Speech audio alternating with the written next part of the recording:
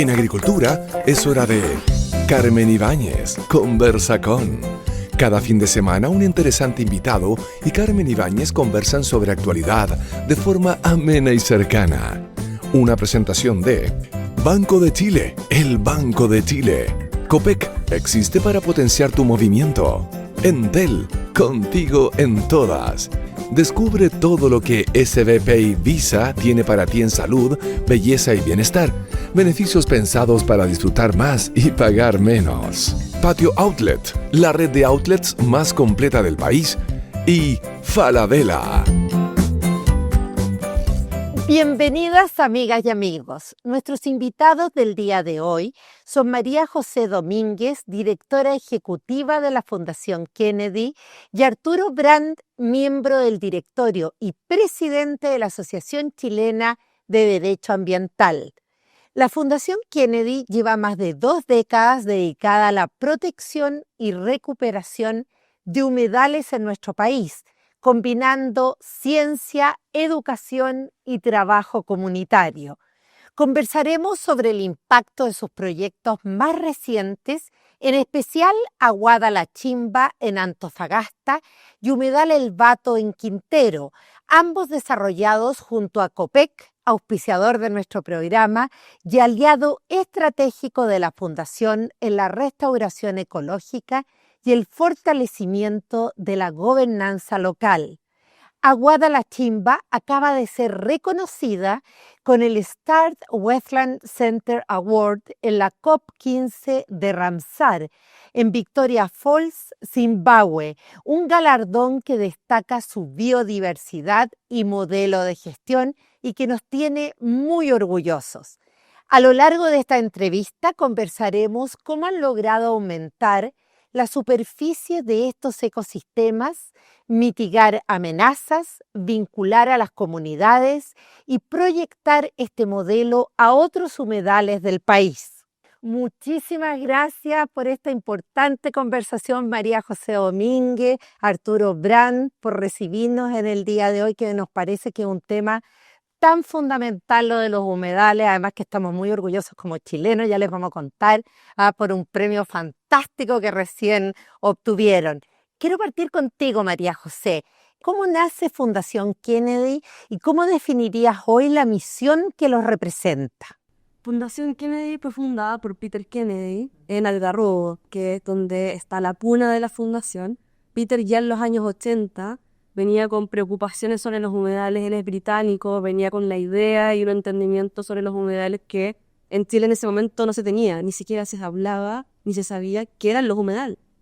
Él funda la fundación en 2004 y desde entonces nos dedicamos en exclusivo a estos ecosistemas. Y yo te diría que el elemento más distintivo, diferenciador de la fundación ha sido desde sus orígenes el convocar a que todos los distintos actores participen en la protección de los humedales, sin distinción, todos los que quieran ponerse en esta causa, que puedan trabajar, sean empresas, privados, comunidades, activistas, autoridades, quienes sean que estén interesados se pueden sumar. No, y la verdad que yo que tengo el privilegio de conocer a Peter Kennedy, realmente un hombre muy querido en la zona, ha hecho un trabajo maravilloso, realmente digno de destacar. Arturo, desde tu experiencia en derecho ambiental, ¿qué particularidades presentan los humedales urbanos frente a otros ecosistemas protegidos? Bueno, primero que nada, muchas gracias por la invitación. La verdad que aprovechando, este es un espacio súper relevante para que podamos conversar acerca de los humedales. Es una muy buena pregunta. Yo hoy día en la mañana conversaba con algunos expertos, yo soy director de la fundación, pero yo no soy experto en los humedales, y los humedales urbanos, la diferencia que tienen, que tal como su nombre lo indica, se encuentran dentro de los límites urbanos de las ciudades. Se discute porque hay una ley de humedales urbanos, ¿no es cierto?, por ahí por el año 2020, si no me equivoco, que crea esta nueva figura de protección sobre humedales que se encuentran dentro del radio urbano. Y yo me preguntaba, bueno, pero ¿por qué solamente los urbanos y no los rurales? Y la respuesta es clara, porque las amenazas que existen sobre los humedales urbanos, porque son urbanos, es mucho mayor que la que existe en los humedales rurales, que digamos hay una mucha menor amenaza, no hay tantas inmobiliarias, no hay tanta gente, entonces eso hace que los humedales urbanos sean ecosistemas únicos, y yo creo que también que otra diferencia es que al haber gente que rodea, gente que está cerca de los humedales, inspira, mueve, convoca a una mayor participación ciudadana y que valoren, digamos, qué es lo que es un humedal urbano con todos los beneficios ecosistémicos que eso trae, que me imagino que iremos a hablar más adelante. De todas maneras. María José, ¿y cuáles dirían que son los pilares que sostienen el modelo de trabajo de la Fundación? ¿Sería ciencia, comunidad, incidencia política? Nosotros hemos definido 3 pilares fundamentales para establecer conservación en cualquier lugar. El primero es la ciencia, como bien tú dices, porque nos da rigor, nos da una base técnica objetiva para tomar decisiones. La segunda es el trabajo con la comunidad, porque conservar los humedales requiere de compromiso, y las personas, entendido en todo su amplio espectro, pueden ser las comunidades, por ejemplo, los vecinos, pueden ser las organizaciones locales, pero también, por ejemplo, son los trabajadores de una empresa aledaña. Con el compromiso de ellos es mucho más fácil pensar en una conservación a perpetuidad. Está bien. María José, en estos más de 20 años de trayectoria, ¿qué cambios concretos han visto en la percepción ciudadana sobre los humedales? El interés es creciente. Hoy día los temas medioambientales se están tomando en la agenda.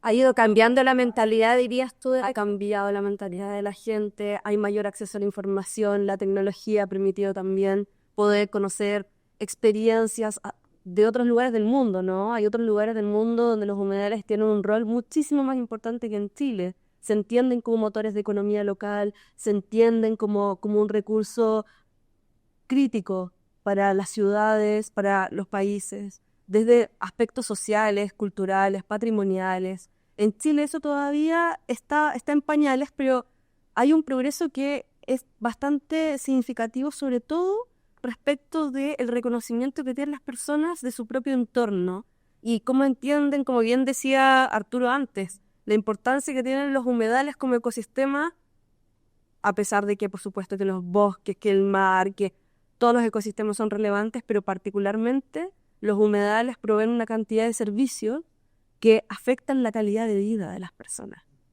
Y eso hace la diferencia. Quiero agregar algo a lo que dice María José. Los humedales hace no muchos años, y en esto hay mérito de nuestro fundador Peter Kennedy, visionario. ¿A quién le vamos a mandar saludos? Exactamente. Eran vistos como un estorbo al crecimiento. Entonces, ¿qué se hacía? Se drenaba el humedal. Hoy día, como muy bien señala María José, eso va cambiando y el humedal se ha transformado en un activo. O sea, vivamos cerca de un humedal porque eso nos provee de posibilidad de sacar a pasear a mis niños, de posibilidad de valores ecosistémicos, de purificación de agua, etcétera, etcétera. Entonces, hoy día hay una visión distinta, ¿ya? Y el humedal, repito, pasa a tener valor. No es ya un cacho o un problema que tengo que sacármelo de encima para poder desarrollarme. Y de hecho, eso viene ahora con más fuerza, porque estamos hablando del cambio climático y los efectos. En invierno, más lluvias, más intensas, más inundaciones, en invierno más calor. Y que se ha acelerado además el cambio climático. Se ha intensificado, y lo que dicen las proyecciones es que esto va a seguir pasando. Entonces la gente entiende hoy día, los humedales son un refugio climático. Contienen las inundaciones, son reservas de agua y nos ayudan en momentos de sequía, pero al mismo tiempo también regulan la temperatura en el verano, son un espacio de recreación, una oportunidad de encuentro. Entonces, además de ayudarnos a frenar todos estos aspectos negativos, ¿no? Al mismo tiempo nos ofrecen una cantidad de elementos que son de goce, de satisfacción, ¿no? Ver cómo un lugar cambia y mejora, cómo se recupera, y de conexión que trasciende lo meramente concreto, sino que también hay personas que lo vinculan a la creatividad, a la espiritualidad, a la conexión con la naturaleza, a la salud mental, un montón de aspectos que se van sumando y que hacen que estos ecosistemas sean tan relevantes, en definitiva. Yo estuve recién, me tocó participar e ir a recibir este premio a nombre de la Fundación. Y ya les vamos a contar, me estamos muy orgullosos como chilenos. Esto fue en Zimbabue, ¿ya? Y ahí se otorgaron 23 premios, uno de ellos por supuesto a la Fundación, y hay un proyecto en Ruanda que recibió 3 premios.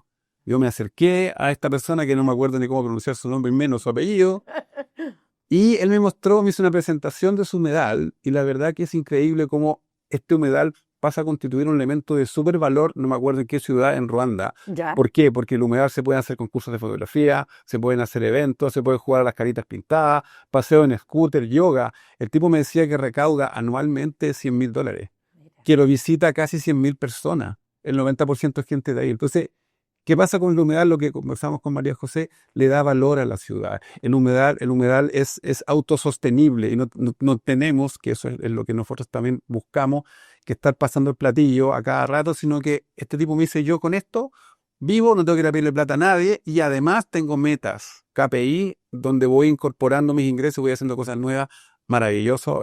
Eso que él dice, y nosotros también en la Fundación estamos tratando un poco de hacer eso, ¿no es cierto?, de que los humedales sean sitios que sean autosustentables financieramente. No, es muy importante Sí. ese punto, y que vamos a hablar también de lo importante que es la unión público-privado. También. María José, ¿qué hace único a tu juicio al humedal Aguada La Chimba dentro del paisaje árido costero de Antofagasta? Tiene hartos elementos y lo hacen muy especial. El primer elemento es que, como tú dijiste, está en el desierto más árido del mundo. En la mitad del desierto, estos pequeños parches verdes de florecimiento, en este caso es un florecimiento de agua, es decir, agua dulce, aflora desde el suelo como vertiente y da origen, ¿cierto?, a un parche de vegetación. Entonces, un área verde en medio del desierto es una joya, para empezar. En segundo lugar, los humedales en el mundo concentran el 40% de la biodiversidad de todo el planeta. Esto implica que los humedales son cunas de vida, en definitiva. Por tanto, la mayoría de las especies dependen de ellos y las especies que son especialmente sensibles, pero también resilientes del desierto, se acercan a estos humedales y concentra una biodiversidad hoy día de 150 especies más o menos. Es maravilloso. Sí, es una locura porque miedos de estar. Y además estar en la ciudad. Por tanto, hay un montón de aprendizajes que hemos logrado a partir del trabajo en este humedal, donde tenemos una ciudad altamente poblada como una capital regional, en el desierto más árido del mundo, con una alta biodiversidad, pero un tremendo nivel de deterioro de inicio del proyecto. Pero en un plazo de 7, 8 años, hoy día ese escenario ha cambiado y esto es, en definitiva, lo que lo hace un ejemplo respecto Es de una joya. qué podemos hacer en otros lugares, entonces, ¿no? Qué bien. O sea, este humedal era cementerio de mascotas y era un basural. Y hoy día está convertido en una joya premiada internacionalmente. O sea, No, imposible mejor. no, imposible. María José, registran 164 especies, me parece, en el área. ¿Cuáles serían sus embajadoras para el público? Nuestro embajador por excelencia es el caracol de la chimba. Ya, Esto es un caracolito que mide en estado adulto 6 milímetros. así chiquitito. Y bueno, ¿por qué un caracol de ese porte es importante, no? Porque es una especie microendémica. Esto implica, el endemismo se refiere a la distribución que ocupa una especie. Ya. Una especie endémica está asociada a un área bastante restringida y está ahí y solo en ese lugar del mundo. Una especie microendémica es lo mismo, pero en un área mucho más pequeña. El caracol de la chimba está solamente en algunas aguadas de la ciudad de Antofagasta y el humedal de la chimba es uno de los principales. Se ha convertido en embajador que la gente ha tomado como bandera de conservación. Pero además de eso, algo muy interesante son las otras especies, que son especies tal vez no tan carismáticas, como por ejemplo reptiles, como el corredor de Atacama, que también es endémico del norte de Chile, Ya. como la salamanqueja del norte, símil, o la ¿Qué araña es lo que es tigre. eso? La salamanqueja ¿Sí? es un tipo de reptil, pero que tiene un hábito más bien nocturno. Ya. Es parecido a una lagartija Perfecto. en apariencia. Ya. Pero lo interesante es que son especies que son propias de Chile. Chile tiene especies que son nuestras, Son autóctonas. son autóctonas, y eso implica una responsabilidad tremenda, porque si es que desaparecen estos humedales, esas especies se acercan más a la extinción. Es una especie menos que va a existir en el mundo, y este humedal implica poder protegerlas localmente. Por tanto, todas estas especies, hacia la comunidad y en el trabajo que hemos hecho, y ha sido un proceso bastante espontáneo, se han convertido en símbolos de esa resistencia, ¿no? Esa resistencia a la naturaleza en condiciones Qué bien. poco favorable. Poco favorable. María José, han caracterizado 12 amenazas, de las cuales un 75% ya están mitigadas o controladas. ¿Cuáles fueron las más difíciles de abordar? Las amenazas tienen origen en la actividad humana. Ya. Lamentablemente, nosotros somos la mayor amenaza para la naturaleza. Al mismo tiempo, son actividades que pueden ser reguladas por medio de la educación, por medio de la información. Mayormente, las personas cuando realizan actividades que no son compatibles con los espacios naturales es porque no lo saben, no porque quieran hacer daño. Por tanto, la educación ha sido un buen motor para ello y con ello hemos logrado erradicar, por ejemplo, los cementerios de mascotas, que comúnmente se usan humedales o espacios naturales para enterrar las mascotas, porque la gente quiere dejarlos en un lugar lindo, ¿no? Ya. También era un basurero clandestino, también había venta de drogas, se realizaban carretes clandestinos, fogatas, basura, etc. Pero yo te diría que la más difícil de manejar fue la extracción ilegal de agua. Ya. Teníamos una cantidad de camiones aljibe, sin patente, sin regulación, que ingresaban al humedal, aplastaban el humedal, estaba sumamente erosionado, lo habían modificado mucho por el peso mismo, ¿no? Extraían el agua donde vive el caracol, por ejemplo, y luego la vendían en otros lugares. Esto fue trabajado junto con la Gobernación Marítima, que nos dio un apoyo tremendo. Junto con los vecinos creamos un sistema de vigilancia en que los vecinos hacen vigilancia ciudadana Mira. y se contactan con los O sea, la fiscalizadores. comunidad participando activamente. Activamente. Y porque los fiscalizadores también, para ser muy justos, no tienen todas las herramientas ni la cobertura para poder estar en todos lados. Los ciudadanos podemos hacer cosas. Entregamos esa información, ellos fiscalizan y con eso, además de otras acciones en las que además participaron nuestros socios, logramos controlar el acceso y con ello explotó la recuperación del humedal. Un poquito de espacio fue necesario para que el humedal se recuperase solo. Qué bien. Respecto a eso, es bien importante, ahora que nos acercamos a nuestras fiestas patrias, el año pasado, un grupo de irresponsables, digamos, querían hacer una fonda a 250 metros del humedal. Y a esas fondas llega, no puedo decir cuánta gente, pero llega mucha gente. Y a propósito de lo que decía María José, los vecinos nos alertaron. Inmediatamente nuestro equipo jurídico, nuestros abogados pro bono, Ya. nos pusimos a campaña y te pusimos un recurso de protección, digamos, todo contra el tiempo, porque esto fue una semana antes. Ya. Y ganamos ese recurso de protección, lo cual es un hecho histórico para nuestra jurisdicción. Este recurso recién fue confirmado por la Corte Suprema hace una semana.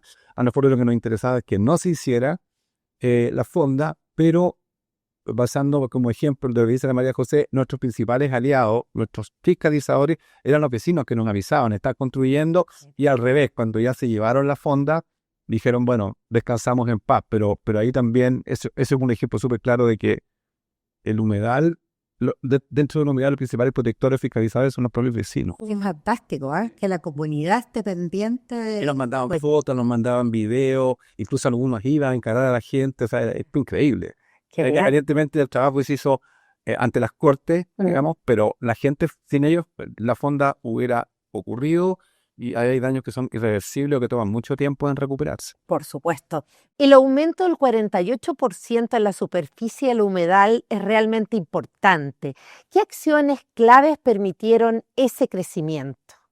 Como te contábamos antes, cuando los ecosistemas están presionados, ¿no? Por un montón de amenazas o usos que de repente no están regulados, pero una vez que uno tiene información sobre el lugar y conoce el lugar, que es lo que primero uno hace cuando aborda un proyecto de conservación, y establece cuáles son las amenazas que están generando mayor impacto y las controlas, y esto es, las amenazas actuales, ¿no? Como las que yo te contaba antes, y las potenciales, como pueden haber sido las ramadas, y tú manejas todo esto que está alrededor, lo que pasa es que le das espacio a la naturaleza. ¿Y qué hace la naturaleza? Se va a tomar esos espacios. Por supuesto. Y esto implicó la llegada de un montón de especies adicionales, Ya. especies que no habían sido observadas en el humedal, aves migratorias que vienen desde el hemisferio norte que usan los humedales como lugares de detención para descansar, para alimentarse, empezaron a llegar más al humedal porque ya no habían tantos perros, porque ya no habían vehículos dentro. Todavía los vehículos es uno de los temas que es ese 25% en el que estamos trabajando. Perfecto. Todavía de vez en cuando hay una fogata que es muy bien controlado por los vecinos y fiscalizado, pero en términos generales, la vegetación, el agua, las especies que poblan ese espacio, se lo tomaron una vez, dijimos, ok, vamos a seguir haciendo actividades, pero vamos a usar estos espacios, los vamos a hacer con estas condiciones y estos otros espacios los vamos a dejar como espacios de recuperación. Eso es meramente planificación y articulación con los distintos actores, con la comunidad, con la autoridad que apoya esa fiscalización y, por supuesto, en este caso también con los propietarios, la gobernación marítima, con COPEC, con bienes nacionales. Sí. Bueno, COPEC, gran apoyo, los Tremendo. felicitamos también. María José, han generado 6 publicaciones científicas en colaboración con universidades. ¿Nos podrías contar algún hallazgo que haya cambiado su forma de trabajar Yo te diría que hay dos con esa particularidades. experiencia? Sí, sin duda. La primera es, hay que trabajar con las universidades. Ya, Hay que juntar el mundo es científico. importante Es eso. imprescindible, Mm. porque nosotros para poder actuar necesitamos esta base rigurosa. Claro. Necesitamos tomar decisiones basadas en evidencia. De otro modo, es dar palos de ciego. Poder hacer, nosotros a esto le llamamos conservación táctica. Lo inventamos así, pero con esto lo que queremos decir es decidir con mucho cuidado y de forma muy objetiva qué es lo que vaya a generar el mayor impacto posible con los recursos que tenemos para cumplir con los objetivos de largo plazo. Toda esta información que se ha trabajado con la Universidad de La Serena en entomología, con la Universidad de Bio Bio, que es donde está Gonzalo Collao, le mando un saludo también, que es el experto en Chile en caracoles de agua dulce, Ya, el mira. malacólogo que nos apoya en esto, Jaime Pizarro, Universidad de La Serena y otros también que han participado. Ellos nos han entregado un montón de información y nos han permitido entender el mundo de los insectos, por ejemplo, de los invertebrados, la relevancia que tienen en la base de un ecosistema. Si hay insectos, por poner un ejemplo bien básico, si es que hay invertebrados, las aves migratorias, que tienen esta relevancia internacional y son un objeto de conservación súper especial, llegan al humedal y tienen alimento. Si no hay insectos, no. Por tanto, Supuesto. ¿qué tenemos que hacer para resguardar estos insectos que son la base de las cadenas tróficas, ¿no? Claro. De las cadenas alimentarias? Y que permiten que exista la biodiversidad, que esto se recupere. Las aves locales comen insectos, ¿no? Pero también hay aves que comen semillas. Ellas son las que esparcen las semillas y que permiten que la vegetación crezca. Entonces, hay toda... Es una maravilla la naturaleza. Y es tan frágil. Mm.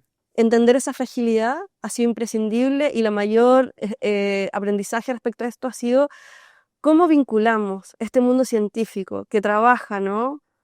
En Chile tiene un tremendo desarrollo, ¿cómo lo vinculamos con los cambios que podemos producir directamente en las ciudades con beneficio directo para las personas, ¿no? Importante ese tema. María José, Arturo, hacemos una breve pausa con nuestros auspiciadores y ya regresamos con nuestros invitados del día de hoy.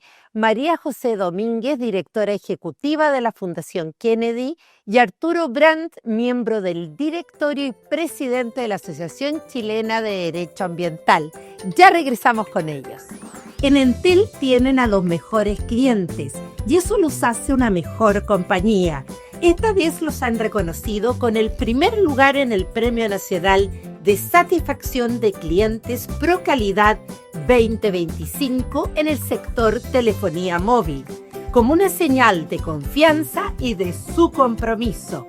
Entel, contigo en todas. Banco de Chile recorrió los 4.270 kilómetros de Chile con un dron, entregándonos una mirada única desde lo alto para que en este mes y todo el año nos sintamos orgullosos del país que tenemos y debemos cuidar. Las imágenes de este proyecto son para Chile. Descárgalas en bancochile.cl. COPEC lleva 90 años acompañando a millones de personas cada día. Y lo mejor es que esto recién comienza. En COPEC llevan 90 años imaginando el futuro. Gracias por venir a COPEC.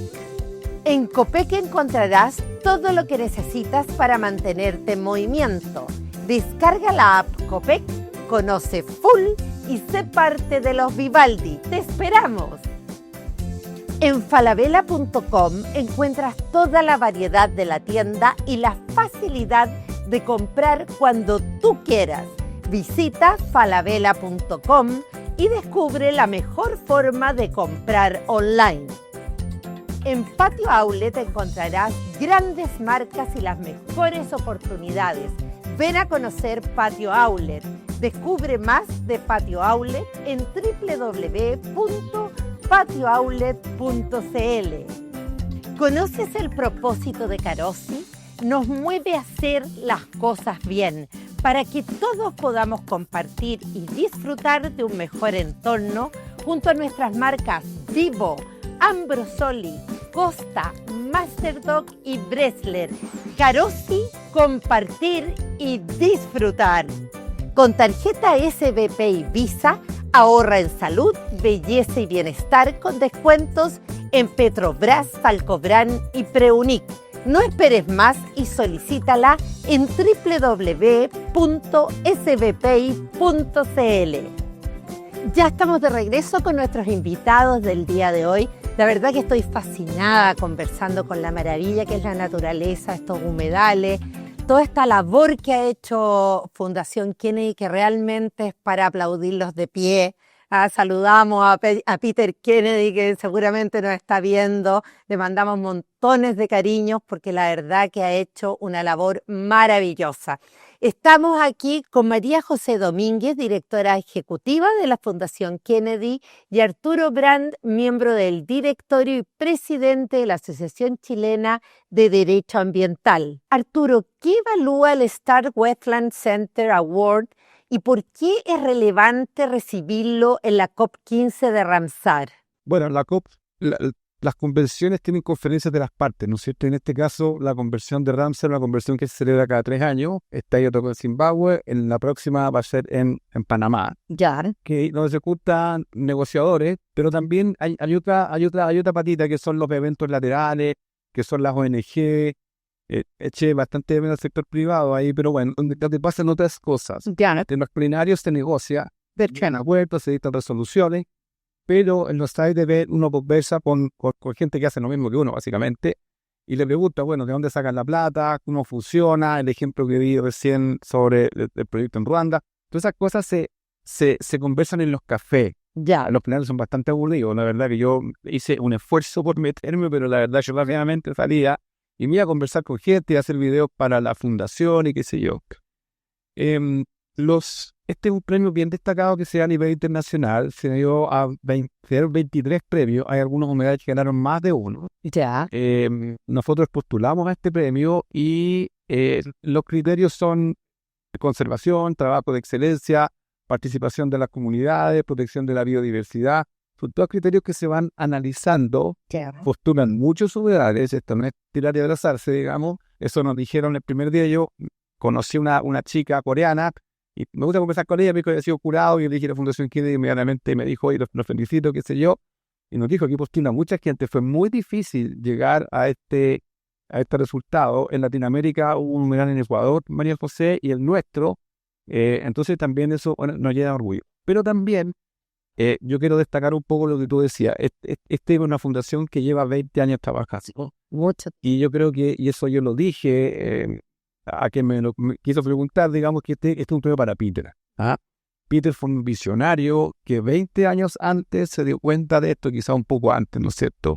Y ir trabajando con su equipo, con su tesón, logró sacar esto adelante, logró empezar a trabajar. Con un empuje impresionante, Impresionante. Convicción, y una Cuando en esa época nadie pescaba. no, un medallero había que secarlo, ya un estorbo, era una molestia. Entonces, él tuvo esa visión y yo creo que Peter hoy día está un poco más afuera de la fundación, sigue participando obviamente, pero por un tema de edad ya no está tan involucrado.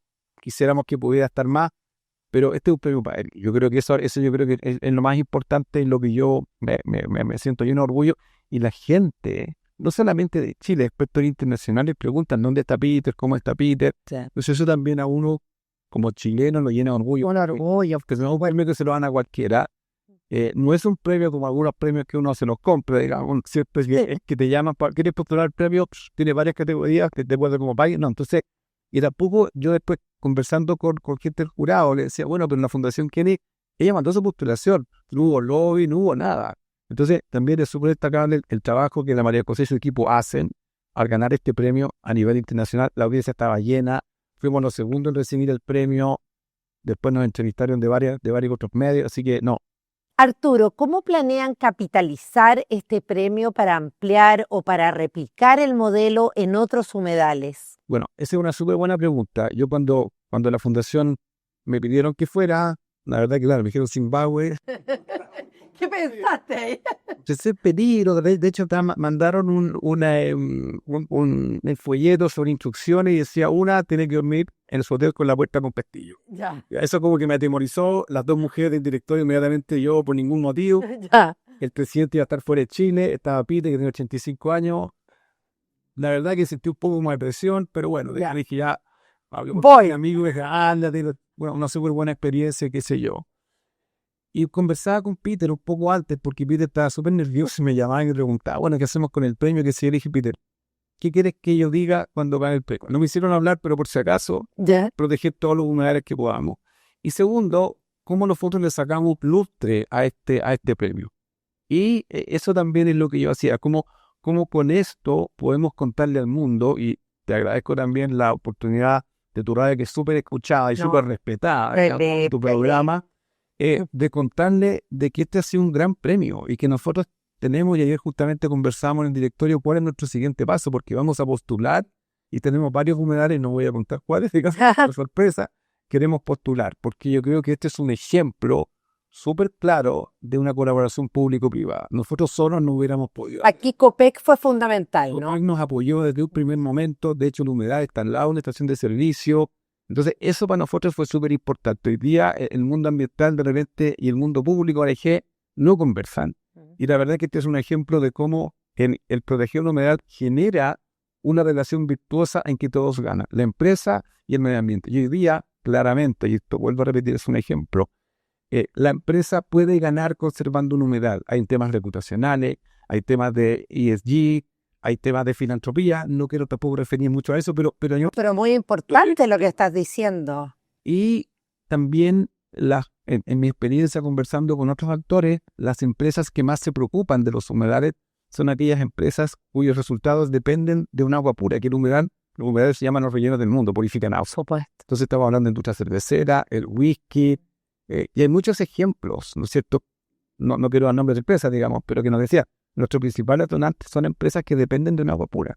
Entonces, ahí yo siempre digo, nosotros tenemos que hacer del medio ambiente un buen negocio.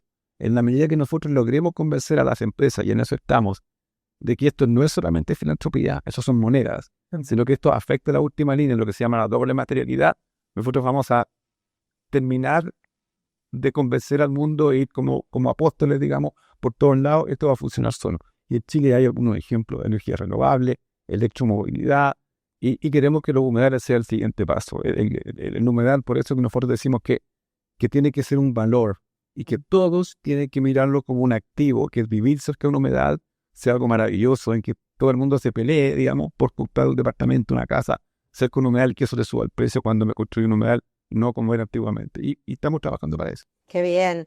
Arturo, ¿qué 3 aprendizajes exportables creen que deja la experiencia de la chimba para otros países? Bueno, claramente la colaboración público-privada. Ya. El aporte de COPEC fue fundamental. Segundo, el aporte de las comunidades. Eso hoy día también yo lo revisé, la COP en algunos eventos laterales que fui, y la cooperación de las comunidades, los guardianes de los humedales, son la gente que vive cerca de los humedales. Eso también, para mí, es súper importante. Y que si uno quiere, se puede. Digamos, eso también es básico, porque la verdad que cuando uno pasa por ahí y ve un manchón verde, la verdad que eso no me dice mucho. O sea, también ahí hay que empezar a trabajar, hay que hacer cosas, hay que contarle al mundo, hay que motivar al sector privado y al sector público para que siga trabajando, porque la verdad que como conversamos, la naturaleza es una cadena. Y si nosotros rompemos una parte de la cadena, bueno, esto no funciona. Importante, muy importante. María José, cuéntanos cómo se originó la alianza entre Fundación Kennedy y COPEC. COPEC nos convocó hace mucho por un proyecto que es distinto a la chimba. Ya. El año 2017 empezamos a hablar sobre temas de humedales porque dentro de su equipo ellos tenían personas que gustaban de los humedales, vieron que tenían humedales cerca y dijeron, bueno, somos vecinos de esto, ¿cómo nos hacemos cargo? En el caso particular de COPEC, en Antofagasta, ellos estaban instalando una estación de servicio y mientras la instalaban surgió esta inquietud sobre lo que era un área verde que la gente valoraba.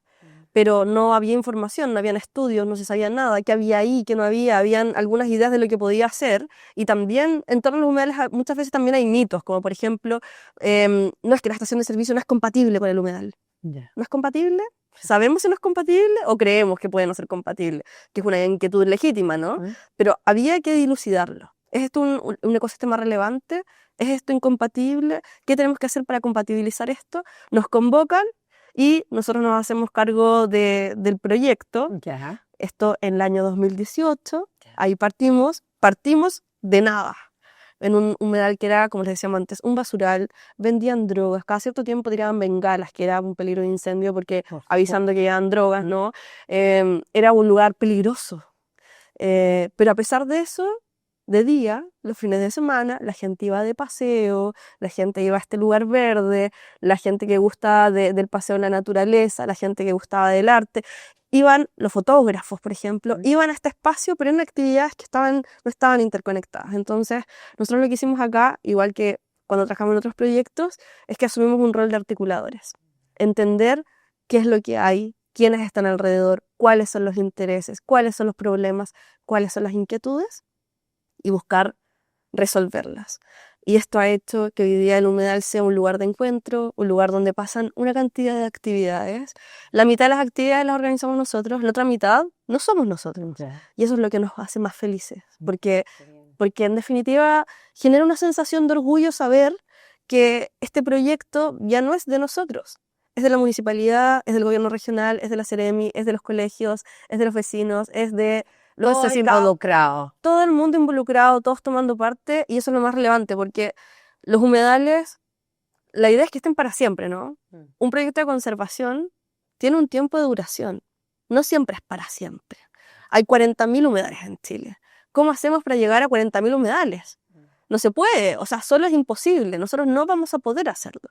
Lo podemos hacer en la medida en que hagamos una transferencia de conocimientos, de capacidades, generemos bases suficientemente sólidas para que este lugar se sostiene. ¿Y cómo se sostiene? Se sostiene por las personas y principalmente los que están más cerca, ¿no? ¿Qué aspectos concretos, financiamiento, capacidades técnicas, apoyo logístico han sido a tu juicio decisivos gracias a Copec? Yo creo que lo primero es demostrar que el mundo privado se puede involucrar en la conservación, ¿no? Que a pesar de que pueden haber riesgos, porque a veces, o sea, es complejo. No siempre hay una buena disposición a recibir proyectos cuando vienen de privados. En general hay una sensación como de desconfianza, ¿no? No digo que fundada, digo que existe, ¿no? Pero esto claramente no es el caso de los proyectos que nosotros ya tenemos con Copec. Y no solamente con Copec, trabajamos también con otras empresas en distintos humedales. Hoy día estamos en 26 humedales. Qué bien. Y nuestro modelo en general es con privados, no necesariamente grandes empresas, también a veces cooperativas de pequeños agricultores, también con condominios, también con inmobiliarias. Y con otro tipo de industrias también, pero esto demuestra que en el fondo el trabajo articulado entre el mundo público y el privado permite hacer grandes cosas, porque el mundo público tiene necesidades, hay necesidades muy concretas. La ley de humedales busca proteger este tipo de ecosistemas.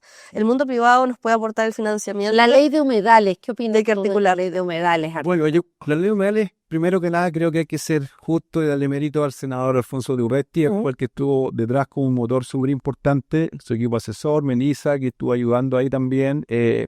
Sacó esta ley en tiempo bastante complicado. Estábamos en medio del DESVAP, que es el Servicio de Biodiversidad Protegida, que se demoró 10 años. Ya. Entonces, meterle un poco más de pero a la sopa con este tema de los humedales fue bastante desafiante y lo lograron.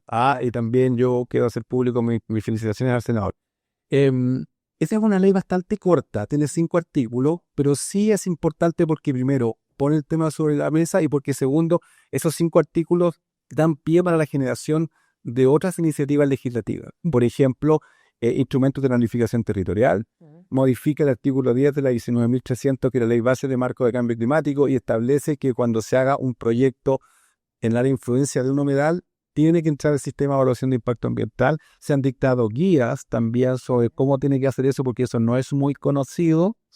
Entonces, si bien es cierto, repito, es una ley con 5 artículos, da pie para poder generar este círculo virtuoso. Chile hoy día tiene 16 sitios Ramsar, tiene 135 humedales urbanos. Eso no es poco. No, bastante. 2 que se generaron esta semana, un Reñaco, un Talcahuano, y estamos avanzando, digamos. Y ahí también yo quiero, sí, porque también lo hemos discutido mucho en la Fundación, pasar algún aviso a nuestros legisladores, no solamente el Poder Legislativo, sino que también a del Poder Ejecutivo, de lo difícil que es hacer algo en un humedal. Yo entiendo que es un área de conservación, que son áreas protegidas, pero también nosotros queremos que eso sirva para motivar a la gente a que siga conservando los humedales. ¿Y cómo se hace eso? Poniendo una pasarela, una caseta, un centro educacional, estando un guía. Y yo cada vez que pregunto a la gente de la fundación, conversamos con la María José, a veces peleamos, digo, que vamos a hacer parte del rollo. Y dice, no, es que yo quiero poner una caseta, no, que hay que pedirle permiso a no sé quién. Oye, pero ¿por qué no podemos hacer una pasarela? Porque eso al final, ¿qué es lo que hace? Atrae a la gente. Si yo no voy a mostrar un humedal que está y no tiene infraestructura, es distinto que si yo le muestro un humedal que tiene una linda pasarela, tiene una caseta de observación, tiene un guía. Incluso la gente está dispuesta, como lo vimos en el caso de Rwanda, de pagar una entrada. ¿No es cierto? Si el humedal es un centro en que convoca gente, perfecto. Pero si yo para poner una caseta tengo que esperar 3 años y pasar por 50 autoridades, bueno, de nuevo a la permisología. Esto es un problema del Estado, no es del gobierno. Entonces yo ahí también quizás reiterar un poco el llamado a nuestras autoridades que por favor cuando uno quiera hacer algo en un humedal, no sé, tenga alguna facilidad. Porque la verdad que eso también es la forma de que uno tiene de motivar a la gente. Por supuesto. De que ellos aprendan, de que ellos se hagan parte de este proyecto. Entonces ahí tenemos una tarea pendiente, porque pucha que pasamos malos ratos en la fundación cuando queremos hacer algo, porque una traba, al final uno se cansa y dice, bueno, vamos por otro humedal. Importante lo que estás diciendo. María José, ¿cómo se coordinan en terreno con actores públicos y privados para lograr avances sostenidos? Lo primero es identificar quiénes son todos estos actores que participan Ya. en el humedal. Hay algunos que están por norma, ¿no? Que son los que toman decisiones, los tomadores de decisiones, por supuesto, quienes manejan distintas políticas o planificaciones estratégicas a nivel regional, provincial, comunal, etc. Pero también están los otros actores que hay que buscar un poco más, ¿no? Los actores que han tenido una participación histórica. Muchas veces en los humedales, por ejemplo, han habido prácticas tradicionales. Entonces, a veces pueblos originarios, a veces grupos específicos como grupos no organizados de pesca, por ejemplo, o los fotógrafos de naturaleza, quiénes son los vecinos, qué relación y qué uso hacen. Primero identificamos todo esto y después revisamos en función, lo cruzamos con lo que pasa en el humedal y trabajamos con ellos en planes específicos. Entonces desarrollamos, por ejemplo, un programa de vigilantes con los vecinos que tienen inquietudes sobre la protección del humedal, o una mesa de fiscalización con las autoridades fiscalizadoras, o establecemos tal vez una ruta respecto de proteger el humedal o declararlo como humedal urbano y trabajamos con la Ceremi, con la municipalidad, con universidades, y así se van estableciendo las prioridades a través de métodos que son métodos internacionales de conservación. Los estándares abiertos, que es la metodología más utilizada, se usa en todo el mundo y la gracia que tienen es que tienen la flexibilidad para aplicarlo a los distintos contextos. Y en ese sentido, para nosotros siempre el mayor desafío ha sido cómo articular todos estos intereses, todos estos pequeños conflictos que a veces hay, ¿no?, en estos territorios, pero también toda la voluntad de las personas, todos los anhelos, las fortalezas que tienen para que eso nos permita desarrollar un proyecto exitoso. Arturo, a nivel de gobernanza, ¿qué aprendizajes deja esta alianza para otros proyectos de conservación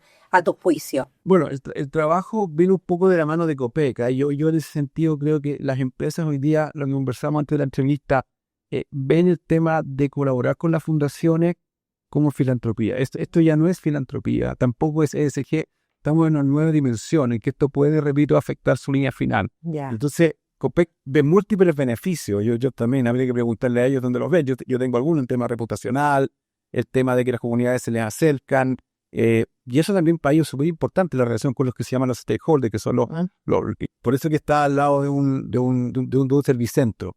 Entonces, eso también es súper importante, y hacer un llamado a la empresa a que se atrevan, a que se puede. Y otra cosa también súper importante, que hay muchas empresas que hacen cosas y que no saben cómo contarlas.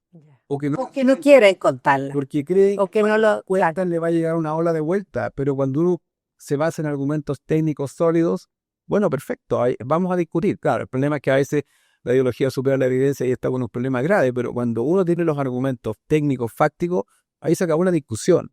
Entonces, el llamado, repito, es a las empresas a colaborar con la conservación, con la biodiversidad, porque hoy día muchas de ellas dependen de la biodiversidad. Esto me lo decían algunos empresarios. O sea, yo soy el principal interesado en que haya bosques sanos, en que haya lagos sanos, porque mi negocio está ahí. O sea, si yo mato los bosques, se acaba mi negocio. Si yo mato un humedal, bueno, la verdad que también hay un porcentaje importante, no me acuerdo cuánto era, pero qué porcentaje del Producto Interno Bruto del mundo depende de la biodiversidad, es muy alto. No me atrevo a tirarme un carril, pero eso también es importante, que ellos vayan entendiendo que la naturaleza es parte de la solución y no parte del problema. Hablemos del humedal El Bato en Quintero. También cuenta con apoyo de Copec. María José, ¿en qué se diferencia su restauración de la Chimba? El Bato es un caso súper interesante, ¿Ya? porque estamos hablando de Quintero, ¿cierto? Una comuna que históricamente ha tenido conflictos ambientales. Sí. Y una comuna que, por tanto, también está muy preocupada y muy interesada en esto, tanto las personas como las autoridades. Y el humedal que estamos trabajando con Copec está dentro del área industrial de Quintero. Los humedales son estas reservas de biodiversidad, estos pulmones verdes que purifican el aire, que capturan el agua y la reservan para que en tiempos de sequía podamos tenerla, que además de eso purifican esta agua, no solamente la almacenan, que regulan la temperatura, como decíamos antes, que le dan refugio a todas estas especies que están perdiendo hábitat y llegan a estos espacios. Por tanto, tener un pulmón verde en medio de un área industrial es Un privilegio. un privilegio Mm. y también es una responsabilidad súper grande porque hay que proteger estos ecosistemas, pero al mismo tiempo implica también que el mundo privado, un poco lo que decíamos antes, son vecinos de estos espacios. Son vecinos de estos espacios y nosotros creemos que debiesen tomar una responsabilidad al respecto y Copec lo está haciendo, por eso somos aliados. Qué bien. ¿Qué otros proyectos están trabajando junto a otros actores del mundo privado o con Copec? Con Copec mismo estamos en distintos humedales, siempre evaluando nuevos proyectos. Hoy mismo estamos trabajando en el Santuario Quebrada de Córdoba, en el Tabo. Estamos trabajando también en el humedal El Guairabo, en Puerto Williams. Esto, Cabo de Hornos, es el humedal urbano más austral de Chile y del mundo, por tanto, ¿no? Ah, Y estamos trabajando junto con ellos, con la municipalidad, con la comunidad local, en establecer justamente modelos de gestión para que ellos puedan hacerse cargo de su humedal. Y así otros. Además, trabajamos con CCU, también CCU apoya un proyecto en Quilicura, el humedal de Quilicura, aquí mismo en Santiago. También tenemos proyectos en Antofagasta, hemos trabajado allá con SQM, hemos trabajado con inmobiliarias que también quieren buscar compatibilizar su actividad con la protección de los humedales. Esto no siempre es contrario. Existen herramientas y metodologías para poder hacer que ambas cosas convivan y que ambas cosas persigan, ¿no es cierto?, sus propósitos. Los humedales como espacio de conservación, los proyectos inmobiliarios muchas veces también asociados a subsidios. El país tiene un déficit de viviendas, requerimos de más viviendas para las personas. Hay situaciones complejas que tienen que ser resueltas por medio de infraestructura, por tanto, unir estos dos mundos y buscar soluciones que sean viables también ha sido parte de los desafíos que hemos tomado últimamente. Han convocado, tengo entendido, más de 11.600 personas en actividades. María José, ¿qué estrategias usan para que esta participación se mantenga en el tiempo? Ese número es específico del humedal de la Chimba, solo del humedal de la Chimba. Hoy día tenemos 26 humedales. Entonces, la Chimba ahora está en una ciudad, en una capital regional, ¿no? Entonces, la cantidad de gente que puedes convocar tal vez es mayor, pero la estrategia tiene que ver con tener una lectura clara sobre qué es lo que necesita la gente, qué es lo que necesita la comunidad. Que aporte el humedal también puede hacer la ciudad, sobre todo cuando hablamos de humedales urbanos.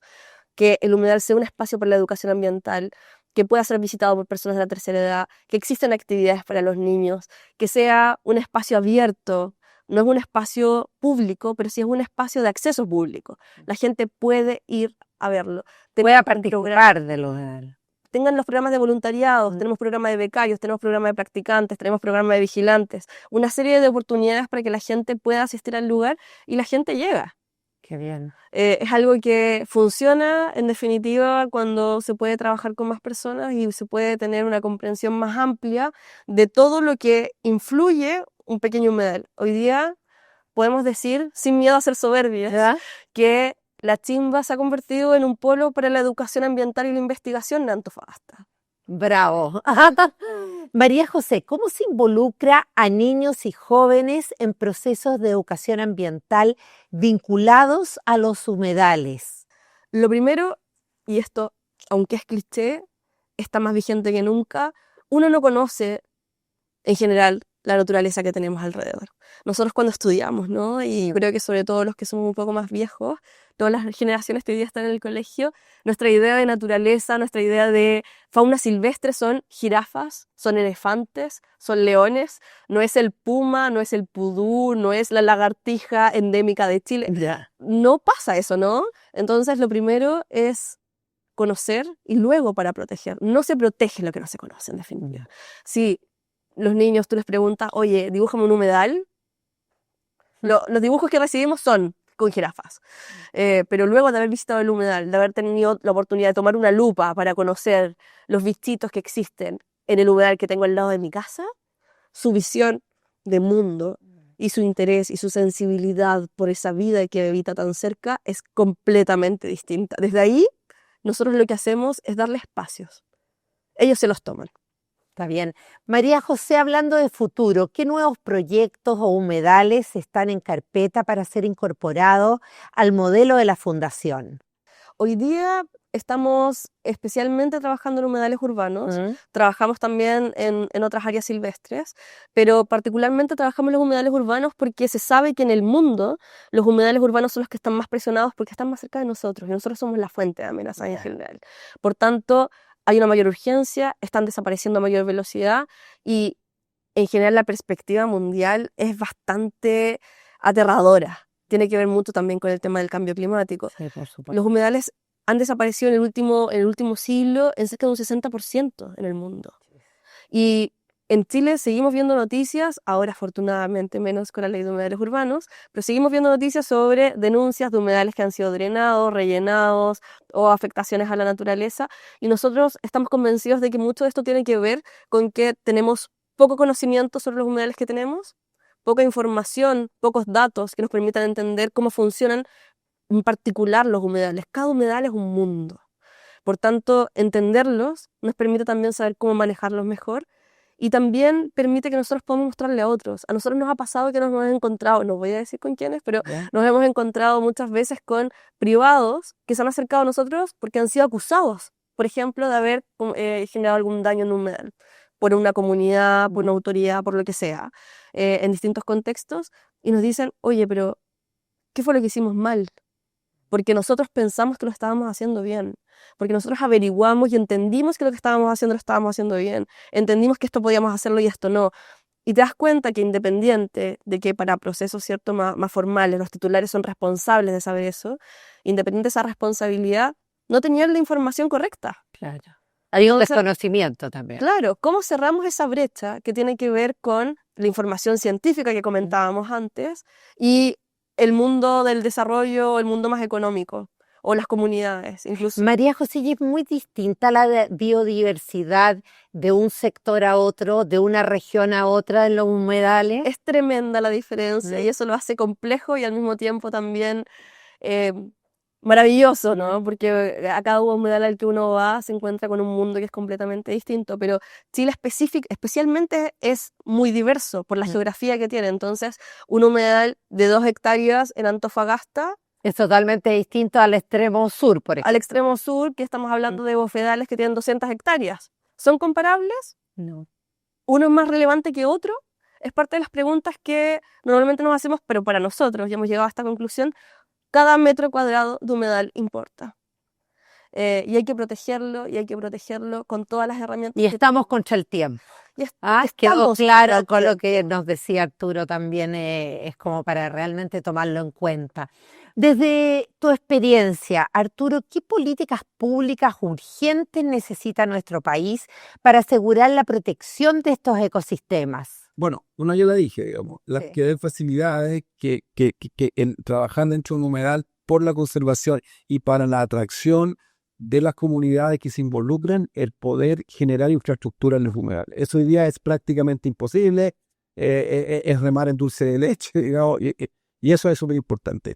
Tratar también, hay una crítica que se le hace al sistema, porque ¿qué puede declarar, qué puede pedir la declaración de humedal urbano? Puede ser de oficio por el ministerio o de una municipalidad. Entonces hay algunos que dicen que también podría apuntarse una masa crítica de personas y ellos también podrían pedir la declaración de humedal. Eso también yo creo que es atendible. Hay ONG como nosotros que también conocemos, sabemos qué humedales podrían ser declarados humedales urbanos y ahí también se podría trabajar. Estamos ya llegando al final del programa, pero yo quisiera preguntarte, Arturo, a ti, la experiencia definitiva en este viaje a Zimbabue. ¿Qué imagen trajiste de vuelta? ¿Qué fue lo que más te impactó? Bueno, si hablamos de impacto, claramente algo que está fuera de los humedales, digamos, ir a safari y ver estos tremendos elefantes, Ya. pafas maravillosas que a uno también lo inspiran a seguir protegiendo, porque claro, si nosotros no protegemos la naturaleza, esos animales van a salir de ahí. El poder tocar un elefante, eso es maravilloso, el poder acercarse a un hipopótamo, pero eso también es una motivación.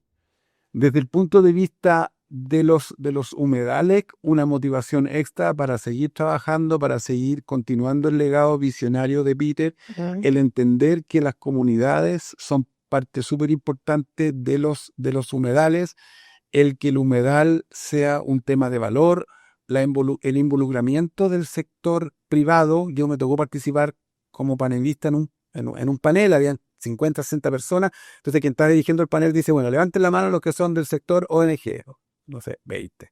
Levanten la mano los que son del sector público, otros 20. Listo, no hay más preguntas. Yo le dije, bueno, le pregunto por el sector privado. Porque no está en su radar. En el mundo académico, en el mundo científico, el mundo privado como que no existe. Y de hecho lo conversé con otra gente y tuve 20 entrevistas y decía, bueno, ¿de dónde sacan la plata?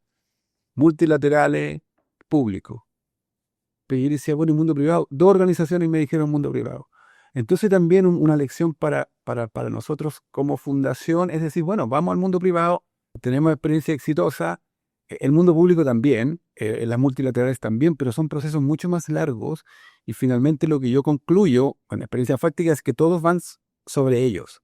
Entonces es como hacer una fila de 50 personas y la otra es como hacer una fila con 2 personas. O sea, obvio, si tengo la facilidad, la fundación es una fundación científica, es una fundación basada en la ciencia. No es una fundación, salvo excepciones litigantes. Entonces eso también hace que el sector privado se nos acerque con mucha mayor facilidad y cuando nosotros vamos a hablar con ellos, claro, dice ONG ambiental, claro, el tipo, la primera, a ver, puede ser que la primera mirada no sea muy amigable, pero una vez que conocen lo que hacemos y cómo lo hacemos, bueno, la conversación es distinta. Arturo, el cambio climático va a una velocidad que yo creo que nadie se lo esperaba a este ritmo. ¿Cuáles son las soluciones que tú realmente ves o los temas más urgentes hoy día? Bueno, hoy día tenemos una meta que está fijada en el Acuerdo de París, ¿no es cierto? Para solo citar un ejemplo, en que nosotros tenemos que, basado en la temperatura de la revolución industrial, no superar 1.5 y en el peor escenario los 2 grados, ¿ya? Hoy día ya estamos pasados los 1.5 y si seguimos así como vamos, considerando que todos los países van a cumplir sus políticas y sus promesas, vamos a llegar a 2.7. O sea, estamos fuera del rango y por lejos. ¿Por qué es esto? Porque hoy día la generación de gases de efecto invernadero proviene generalmente, o la mayoría de las partes, de la generación de energía. Un 75% de esto es por generación de energía. Entonces lo que tenemos que hacer es que la protección de la naturaleza, la generación de energía limpia sea un buen negocio. O sea, en la medida que nosotros logremos hacer eso, generando políticas públicas, generando elementos habilitantes para que el sector privado entre y juegue tranquilo, reglas estables en el tiempo, no tenemos que ir a convencer a nadie más. Eso tenemos ejemplos en Chile, como conversábamos, el caso de energía renovable, electromovilidad, lo repito, se puede hacer. O sea, tratar de involucrar al sector privado para poder avanzar. el 85% del PIB mundial es generado por el sector privado. Entonces, ¿por qué seguimos insistiendo en el sector público cuando hay una masa crítica mucho más grande, mucho más eficiente, que nos puede ayudar mucho más? Entonces, lo que yo veo, yo voy a otras convenciones de otros tratados también, es que están todos como enfocados en el sector público, en pedir plata en el sector público, en realizar política pública, que está muy bien, y está perfecto, pero nos olvidamos del sector privado. El ejemplo que yo puse en la pregunta en el debate, ahí está claro. Después cuando preguntó esta niña y dijo, bueno, ¿qué es el sector privado? 2. Y ella mismo dijeron, pero ¿por qué no preguntas? Entonces, tenemos que crear un caso de negocios para la naturaleza y que conservar, generar energía, sea un buen negocio. Ahí se acabó el problema y quizás... Si no, vamos a ir muy lento. Que ya no llegamos. No llega. O sea, hay discusiones que son bizantinas, o sea, que son académicas. Entonces, tenemos que despejar de ahí la energía nuclear. Yo me oponía ferozmente a la energía nuclear hace algunos años. Hoy día, sin energía nuclear, no llegamos a la meta. Entonces, ojo con eso. Porque cuando la ideología supera la evidencia, estamos en un problema. Nosotros necesitamos echar a andar toda nuestra imaginación, entrar en este bote al sector privado. Si no lo hacemos, no vamos a llegar. Hay una reticencia de parte de alguna parte del mundo ambiental, por algunas razones muy explicables también hay que decirlo, de oponerse a muchas cosas del sector privado. Pero bueno, pero eso ya pasó. Hay casos que se pueden volver a citar y tenemos que terminar con ese paradigma. El sector privado aquí, el sector público allá. No conversan, no se habla. Bueno, eso tiene que acabarse porque si nosotros, lo repito, no metemos el sector privado en esto, No vamos a no llegar. vamos a llegar. Y eso es lo peor. Porque ¿qué es lo que pasa? Que la ideología supera la evidencia. Si cada auditor se llevara una sola idea de esta conversación, María José, ¿cuál sería su mensaje para motivarlos a actuar por los humedales? Lo primero, y esto es lo mismo que les decimos a los niños, es reeducarnos respecto de nuestra relación con la naturaleza. ¿Cómo hacerlo? No se trata de ponerse a estudiar ni a investigar necesariamente, bienvenido, pero no es lo esencial. Lo esencial es salir a descubrir qué es lo que tenemos cerca y qué puedo hacer yo en mis actividades cotidianas para aportar a que esto se encamine hacia un futuro mejor, porque ese futuro va a ser mejor no solamente para la naturaleza, sino que va a ser mejor para nosotros, para todos nosotros y para las futuras generaciones también. Importante. Bueno, les agradecemos muchísimo, Arturo Brandt, María José Domínguez, por esta interesante conversación y felicitaciones nuevamente por este gran premio.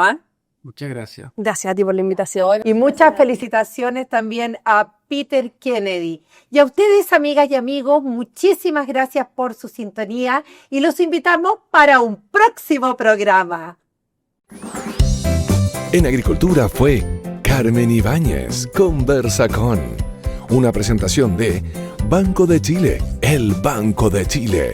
Copec existe para potenciar tu movimiento. Entel, contigo en todas.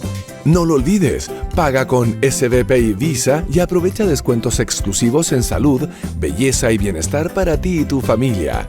Patio Outlet, la red de outlets más completa del país. Y Falabella. Producción Rodrigo Ruiz. Dirección General Carmen Ibáñez.